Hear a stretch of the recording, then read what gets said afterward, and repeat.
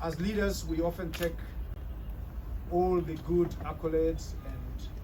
pat on the back, but the people who do a lot of work are the teams that you supervise and that you lead. And for that, I want to say a big thank you, especially to those of us, my team who are here,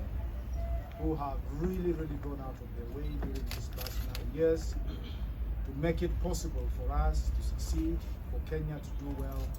in many of the endeavors that we have achieved together. It is now a point in our life that we now have to make different choices as we look forward into our next steps as general election approaches.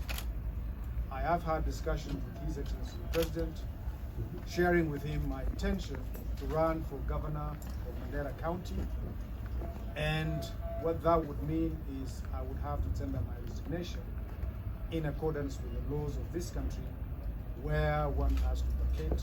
public office 6 months prior to the general election.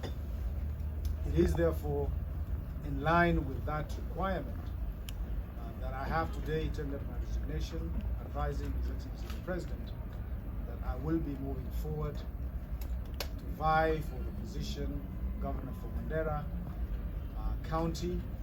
hopefully sometimes in August 2022. I look back at what I have been able to achieve over the years during my working life. I've worked for the private sector. I've worked for some of the biggest multinational organizations.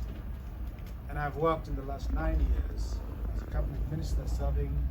my country very proudly. And now is the time for me to go back home in Mandera, where I grew up,